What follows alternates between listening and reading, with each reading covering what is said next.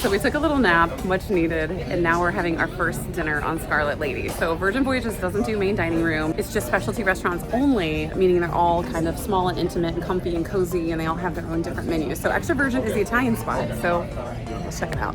So I mentioned this in my last video, but we actually went into this cruise without making any advanced reservations. So we just looked and saw what opened up on the app, and we were able to get in pretty much everywhere. So here at Extra Virgin, you'll see there's a variety of options, mostly pasta. I try to eat gluten-free or gluten light, so there is a steak option, which is what I chose to get. They start you off with some warm bread, which was kind of bland, and there are a variety of appetizers. I went with the meatballs, which were pretty tasty. Bati went with the panzanella, which he did not enjoy at all. The bruschetta was pretty good, as was this adorable little charcuterie board. The pasta was really good. It was al dente style. I got the steak. It was just okay. Now, what everyone really loved was the post-meal affogato. So they actually serve it tableside. You get to pick your ice cream flavor or sorbet options. They have different toppings, and then they pour the espresso over it, so it is nice and fresh. One thing a lot of people keep asking me about is the foodiness of Virgin Voyages. And Virgin does tend to be a little bit more foodie. I am a selective eater, and I never have a problem finding stuff to eat. The other Extra Virgin desserts, they're just okay. After dinner, we retired to our rooms to digest a little bit. And now it's time for the ugly sweater party. If you take a Virgin cruise, you should pack for the PJ party and the Scarlet Party, and this one ended up being Christmas themed. And it started at 11, pretty late for us. Playing all the bangers! We ended up staying out pretty late, at least for us, so by the time we got back to our room, we were ready for bed. The next day, Bati slept in, and I decided to order some room service. Virgin room service, unfortunately, hasn't changed in about 3 years. I do like that it's free, but there is a $10 delivery fee, but they do waive that if you buy $10 in beverages. So obviously here, it makes sense to buy beverages. We got a couple of lattes that were $5 each. So that allowed us to not have to pay a delivery fee. So that's what we did for breakfast. And then about 4 hours later, it was time for brunch. So we're really tired from last night. So today we slept in a little bit. I ordered room service earlier because Bati likes to sleep in. But now we're doing a brunch at Razzle Dazzle. So it's one of the dinner options, but they also serve brunch. The Wake also has brunch. We're doing that another day. So Razzle Dazzle is interesting because it is a vegan concept. But if you like meat, hi, it's me. I love meat. They do have those options as well. They're just labeled as naughty on the menu. So here's what you can expect if you come to Razzle Dazzle, at least for brunch. But they also have a different dinner menu.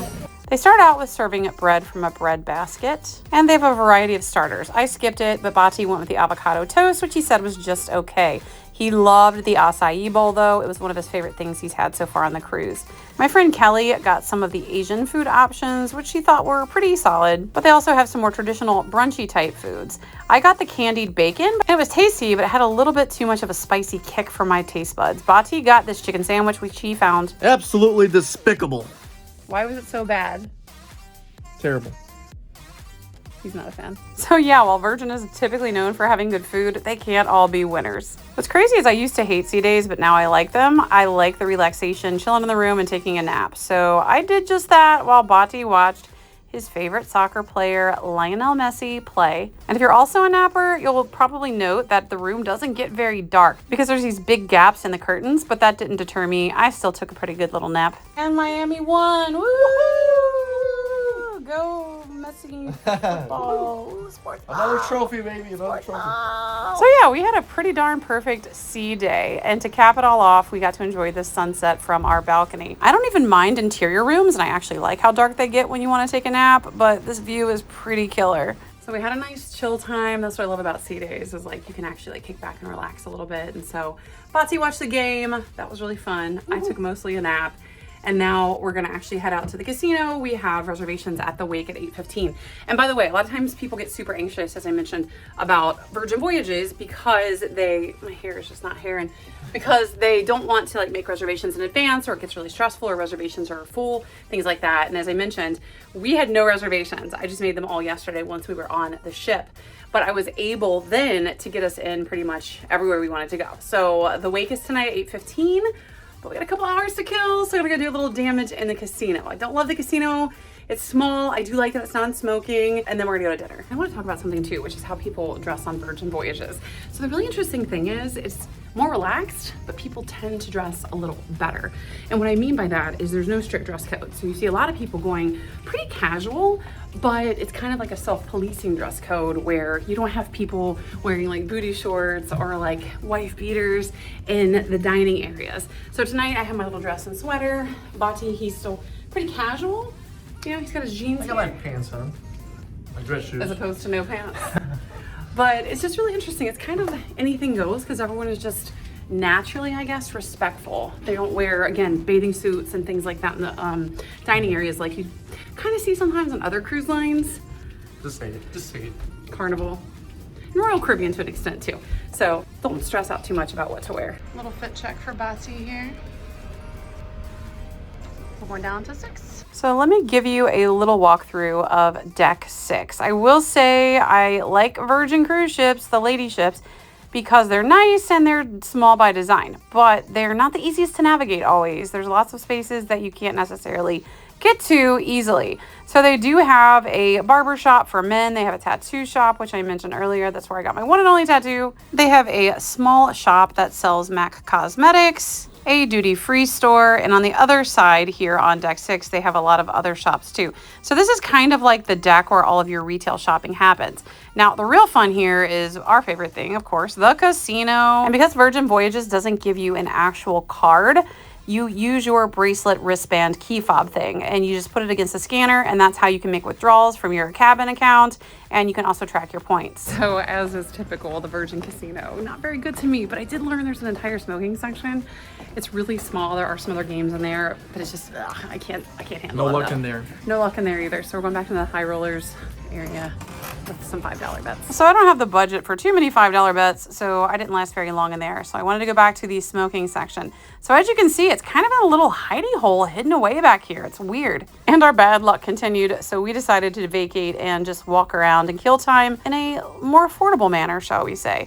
So again, here on deck 6, you'll find all of the different shops. And while sea days are more crowded, of course, than port days, these are the days that you really notice that kid-free element on Virgin. You don't have kids running around underfoot everywhere, and I'm able to actually relax a lot more on a Virgin cruise because of it. And I also sleep a lot better on Virgin cruises because you don't have kids running up and down the hallways. Now here's the test kitchen. This is definitely a unique dining concept.